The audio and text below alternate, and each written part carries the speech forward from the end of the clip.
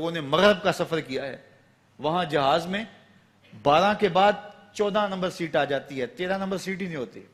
یہ منحوس عدد ہے. یعنی آج وہ کہیں اڑانے بھر رہے ہیں اور کہاں سے کہاں پہنچ گئے ہیں، لیکن یہ ذوف الاتقادیہ پوری دنیا کے اوپر موجود ہے. تاریخیں مخصوص ہیں کہ ان تاریخوں کو شادی کرو گے تو برکت ہوگی، اگر ان کے علاوہ کسی اور تاریخ میں شادی کرو گے تو ٹوٹ جائے گی. ہمارے ہاں بھی کچھ لوگ کہتے ہیں کہ سفر کے مہینے میں شادی ہو تو شادی کامیاب نہیں ہوتی، اور اگر کامیاب ہو بھی جائے تو اولاد نہیں ہوتی، اولاد ہو بھی جائے تو نیک نہیں ہوتی. عجیب فلسفہ ہے. سیدہ فاطمہ تو زہرا رضی اللہ تعالی عنہا کی شادی حضرت سید علی المرتضیٰ رضی اللہ تعالی عنہ سے سفر کے مہینے میں ہوئی. مجھے بتاؤ ایسی کامیاب شادی بھی کوئی ہو سکتی ہے، اور ایسا اچھا جوڑا بھی کوئی ہو سکتا ہے، اور پھر کہتے ہیں اولاد نہیں ہوتی، حسن حسین اور زینب پیدا ہوئے. ایسی اولاد بھی ہو سکتی ہے. اچھا اولاد ہو جائے تو نیک نہیں ہوتی. مجھے بتاؤ حسین جیسا نیک کون ہوگا، حسن جیسا نمازی کون ہوگا، اور زینب جیسی پردے دار کون ہوگی؟ تو یہ لوگوں کی اپنی خواہشات ہیں، زبان پہ جو کہہ دیے لوگ وہی مان گئے.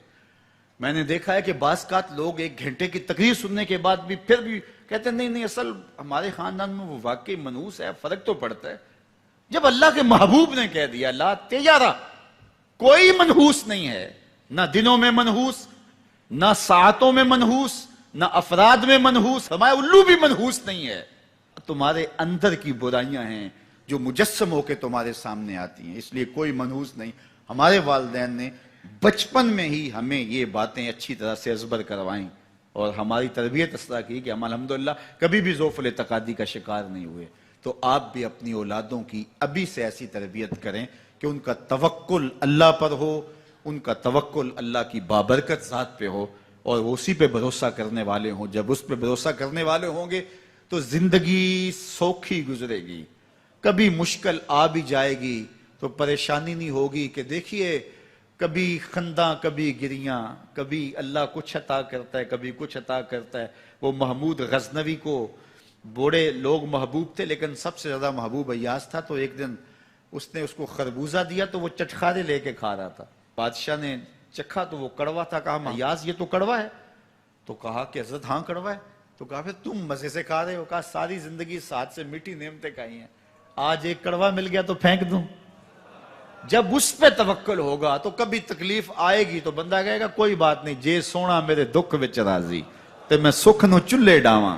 تو بندہ کہے گا ٹھیک ہے کوئی بات نہیں ہے، یہ اس پہ بھی میں خوش ہوں. تو جب توکل اس پہ ہوگا تو پھر بندہ اس تکلیف میں بھی لذت لینے کا راستہ نکال لے گا. اور اگر یہ ہو کہ اس منحوسہ کی وجہ سے یہ سب کچھ ہوا ہے، پھر کچیچیاں چڑھیں گی اس کے اوپر کہ اس نے یہ کیا ہے، مار ہی دوں قتل کر دوں، اس کو چھوڑوں نہ، زمین پہ رہنے کا حق ہی چھین لوں اس سے کہ اس منحوسہ کی وجہ سے یا اس منحوس کی وجہ سے یہ ہوا ہے. کوئی کسی کی وجہ سے نہیں ہوتا، یہ ہماری اپنی بدعمالیوں کی سزا ہے. اگر کوئی ہمیں نقصان در نقصان ہو رہا ہے تو توبہ کریں. 70,000 لوگ ایسے ہیں جو بغیر حساب جنت میں جائیں گے، ان کا کوئی حساب نہیں ہوگا. اللہ اپنے کرم سے انہیں یوں ہی جنت عطا فرمائے. صحابہ نے عرض کی یا رسول اللہ صلی اللہ علیہ وسلم وہ کون ہیں؟ تو آقا کریم نے ارشاد فرمایا کانو لا یکتوون، یہ وہ لوگ ہیں جو اپنے جسم پہ داغ نہیں لگاتے، مخصوص نشان جسم پہ لگا لیتے ہیں. یہ فلاں بزرگ کی نشانی ہے، یہ فلاں جو ہے وہ شہید کی نشانی ہے. اللہ نے جب تمہیں سالم الاعضاء پیدا کیا ہے تو اپنے بدن کو تم کیوں نشانی؟ اس نے ساری نشانیاں لگائی ہیں. اس کی نشانیاں اتنی پکی ہیں کہ اس نشانیوں میں فرق بھی نہیں لگتا نا. یہ تمہارے انگوٹھے کی نشانی ہے، 6 ارب انسانوں کو لے آؤ اور نشان انگوٹھا لے آؤ، کسی ایک کا بھی نہیں ملے گا. یہ نشانی تمہارے رب نے لگائی ہے. جیسی صورت تمہاری ہے ایسی صورت کسی اور کی نہیں بنائی. تمہیں منفرد بنایا اس میں. پوری کائنات میں سارے لوگ تمہارے جیسے ہیں لیکن تم پھر بھی الگ دکھائی دیتے ہو.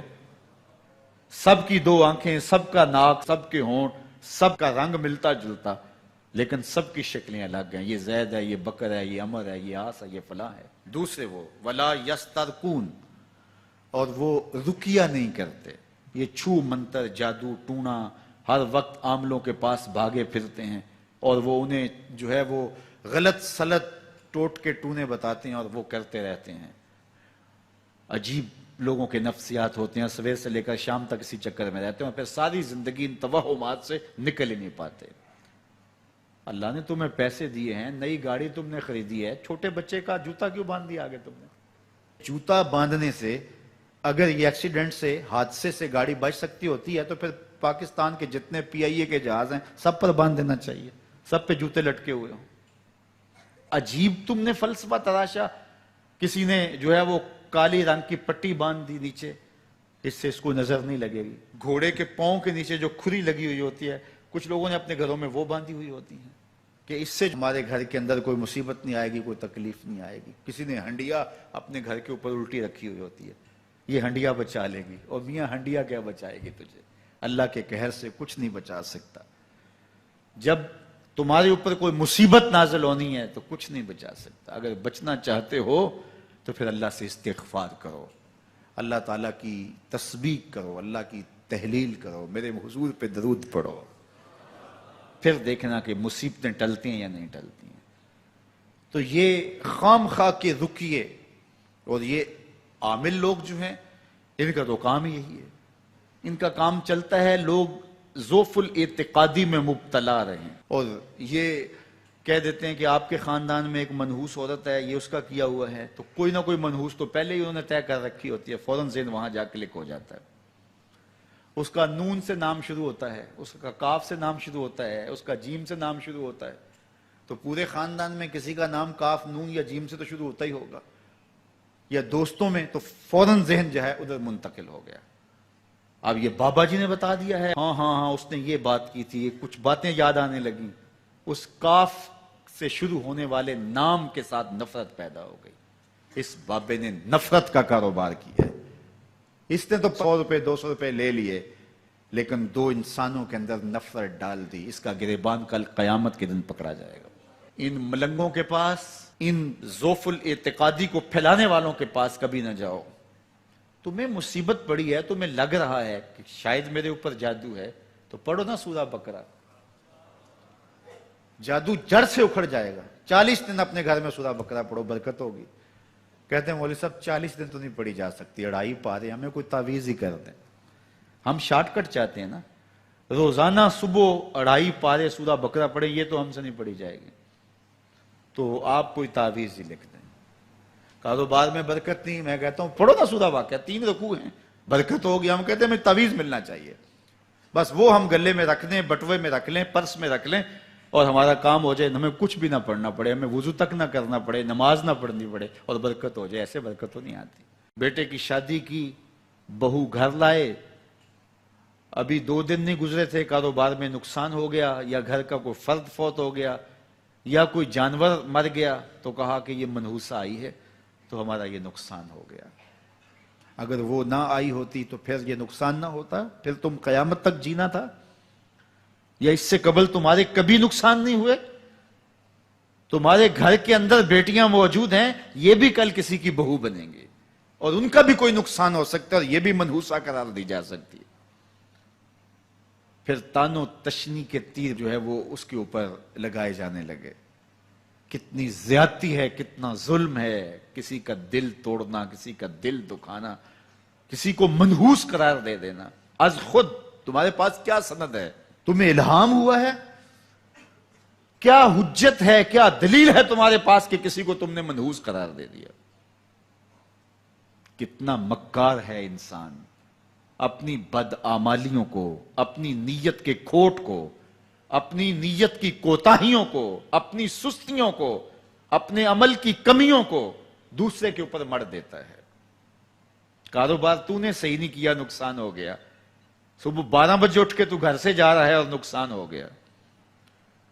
تو نے 2 نمبر مال بیچا، آج پکڑا گیا اور نقصان ہو گیا۔ تم نے ٹیکس نہیں دیا، تم نے زکوٰۃ نہیں دی، تم نے دروازے پہ کھڑے ہوئے سائل کو جھڑکا، نقصان ہو گیا۔ یہ تمہارے پاپ ہیں جو مصیبت بن کے تمہارے سامنے آتے ہیں، یہ تمہاری بے تدبیریاں ہیں، تمہاری ناحکمتیاں ہیں، یہ تمہاری بے احتیاطیاں ہیں، یہ تمہارا تکبر ہے، یہ تمہارا غرور ہے، یہ تمہارا عجب ہے، یہ تمہاری ریاکاری ہے، یہ تمہاری خیانت ہے، یہ تمہاری دھوکہ بازی ہے، یہ تمہارے قلب کے اندر چھپی ہوئی نفرت ہے، جو آج تمہیں مصیبت بن کے جس کا سامنا کرنا پڑ رہا ہے۔ یہ تمہارے اندر کے عیب ہیں جو مجسم ہو کے تمہارے سامنے آئے ہیں۔ اللہ تعالیٰ نے قرآن مجید میں ارشاد فرمایا وَمَا أَصَابَكُم مِّن مُّصِيبَةٍ فَبِمَا كَسَبَتْ أَيْدِيكُمْ، جو تمہارے اوپر مصیبت آتی ہے وہ تمہاری اپنی کرتوتوں کی وجہ سے آتی ہے۔ بیماری آئی تمہارے پرہیز نہ کرنے کی وجہ سے آئی، بیماری آئی تمہارا زیادہ کھا لینے کی وجہ سے آئی، بیماری آئی تمہارا نامناسب غذا لینے کی وجہ سے آئی، بیماری آئی وقت پہ سوئے نہیں، وقت پہ اٹھے نہیں، تم نے کسی سے زیادتی کی، بیماری تمہاری بدعمالیوں کی سزا ہے، مصیبت کا آنا، تکلیف کا آنا تمہاری بدعمالیوں کی سزا ہے۔ اور منحوسہ یہ خاندان کی خاتون ہے، تو یہ دوسرے کے اوپر مڑ کے اپنی کوتاہی، اپنی غلطی دوسرے کے اوپر لگا دی اور اس کو منحوس قرار دے دیا۔ اگر کسی کا کام تمہیں دیکھ کر کے اچھا نہ ہو تو پھر تم بھی منحوس قرار پائے نا۔ اگر آج تم کسی کی بہن کو، کسی کی بیٹی کو منحوس قرار دیا ہے اور خاندان کے اندر اس کو منحوس مشہور کر دیا ہے، تو اگر کوئی یہ مشق تمہاری ماں پہ کرے، تمہاری بہن کو منحوس قرار دے دے، تمہاری بیٹی کو منحوس قرار دے دے، تو تمہارے دل پہ کیا گزرے گی؟ یہ کتنا ظلم ہے، کتنی بڑی زیادتی ہے کہ آج خود کسی کو منحوس قرار دے دیا۔ کوئی منحوس نہیں ہے، کوئی لمحہ منحوس نہیں ہے، کوئی شخص منحوس نہیں ہے، کوئی وقت منحوس نہیں ہے، کوئی گھڑی منحوس نہیں ہے۔ مصیبت کا آنا، تکلیف کا آنا تمہاری بدعمالیوں کی سزا ہے۔ لیکن قرآن نے کیا خوب بات فرمائی، وَيَعْفُو عَنْ كَثِيرٍ، ابھی تو بہت ساری باتیں ہم معاف ہی کر دیتے ہیں۔ تم نے کوئی گناہ کیا، پھر تمہارے ہاتھ اٹھ کے ہم نے معاف کر دیا۔ تم نے کوئی گناہ کیا، تم نے صدقہ کیا، ہم نے معاف کر دیا۔ تم نے کوئی گناہ کیا، تم نے سجدہ کیا، ہم نے معاف کر دیا۔ تم نے گناہ کیا، تم نے وضو کیا، ہم نے سارے گناہ جھاڑ دیے۔ تو کچھ اعمال ایسے ہیں کہ جن کی سزا بھگتنی پڑتی ہے لازمی، لیکن زیادہ عمل ایسے ہیں اللہ فرماتا ہم زیادہ یوں ہی معاف کر دیتے ہیں۔ اور اگر ہم سارے معاف نہ کریں تم چل ہی نہ سکو، زندگی تمہاری گزرے ہی نہ، اتنی مصیبتیں تمہارے اوپر ٹوٹ پڑیں، لیکن تم وہ منحوسہ کو قرار دے کے اپنے اوپر سے ٹال رہے ہو، فلاں منحوسہ اس لیے یہ سب کچھ ہو رہا ہے۔